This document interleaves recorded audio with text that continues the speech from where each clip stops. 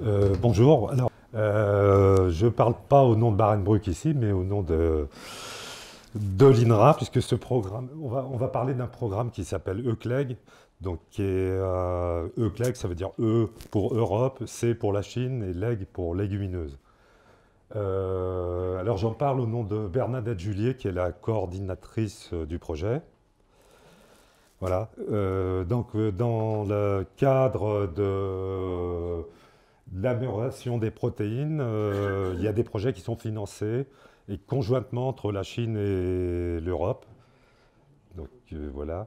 Bon, la première chose, la première indication, c'est que l'Europe, comme la Chine, on est très dépendant des importations de protéines. Donc il y a une utilité de financer des programmes sur ces sujets-là.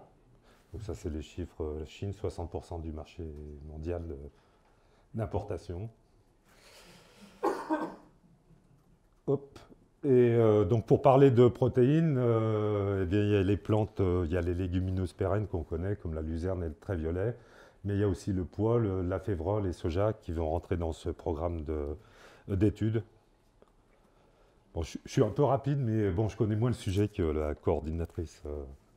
Donc pour parler d'amélioration, puisque le but c'est quand même d'augmenter la production de protéines, bon, à travers les critères de rendement, d'adaptation, de stress et de teneur en protéines, il a été utile de refaire une évaluation de tout le matériel génétique qui existait en Europe, Chine, plus autres, parce qu'il y a du matériel aussi canadien, états-unien. Pourquoi?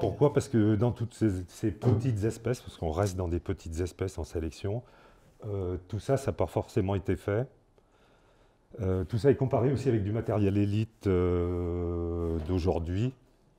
Donc il y a une partie de l'étude qui passe par l'étude phénotypique. Donc c'est des essais rendement qui sont faits conjointement en Europe et en Chine.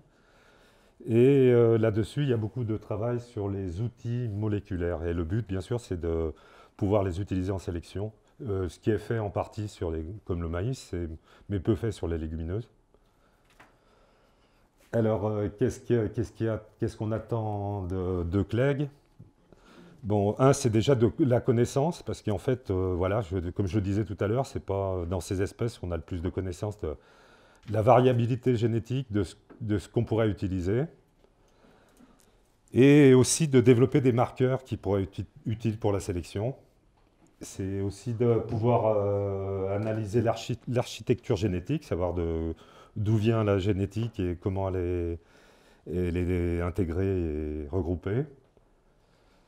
Et donc la dernière partie, c'est évaluer si on va pouvoir utiliser la sélection génomique, donc à travers de marqueurs pour créer des nouvelles variétés.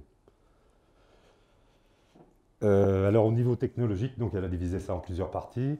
En fait, c'est déjà d'avoir une base de données qui n'existe pas aujourd'hui sur toute la génétique de ces espèces, plus toujours développer des outils moléculaires. Et au niveau appliqué, donc c'est là où nous, on est intéressés, c'est un jour de pouvoir développer des outils de génotypage. Tout ça, c'est peut-être 10 ans, hein, parce que déjà le programme est sur 5 ans.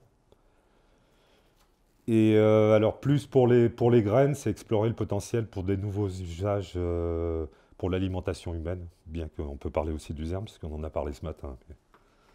Alors ça, c'est le projet. Le projet, comment il est structuré? Alors W, c'est Work Package Number One, Number Two. Donc il y a une partie vraiment qui sont des essais, qui sont dans des différentes localités. Il y a une partie développement de marqueurs moléculaires. Il y a une partie d'analyse de toute cette génétique, où elle est, comment elle est structurée.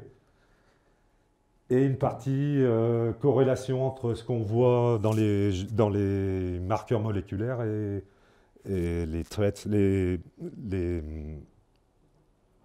choses intéressantes dans la plante. Voilà. Donc ce projet, comme j'ai parlé tout à l'heure, il est sur 5 espèces. Donc il est luzerne très violet en fourragère, pois, févrole, soja pour les graines. Oui, la Chine n'a assez investi que sur la luzerne et le soja. Donc bon, on revient sur. Donc il y a la même stratégie pour toutes les espèces, hein. Donc c'est connaître la variabilité génétique de ce qu'il y a comme ressources. Deux, c'est de pouvoir trouver des marqueurs qui vont servir à l'utilisation en sélection.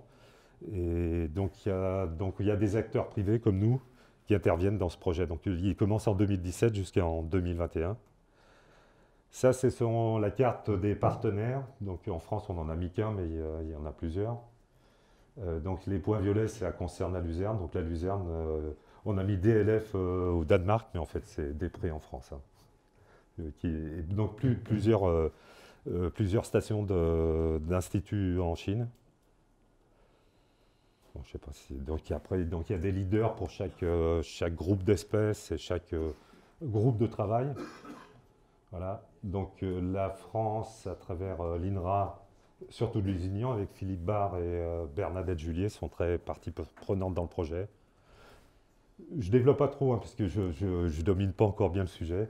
Donc ça, ce sont tous les partenaires. Donc bon, tous les partenaires ne travaillent pas sur toutes les espèces. Donc en ce qui concerne la France, donc il y a l'INRA de Lusignan, il y a Jouffray, RAGT, Barenbrück et DLF. Voilà ce que je voulais parler du. Bon, le projet, il commence juste maintenant, hein. Le plus gros boulot, c'était déjà de regrouper, de trouver la variabilité génétique, parce qu'on est quand même des mauvais sélectionneurs. Les variétés qu'on a arrêtées, on n'a même plus de semences. Ça paraît rien, mais bon, c'est un truc. C'est là qu'on voit qu'on travaille sur des petits moyens par rapport à certaines espèces où il y a des collections qui sont mieux entretenues au niveau mondial, au niveau national comme au niveau privé.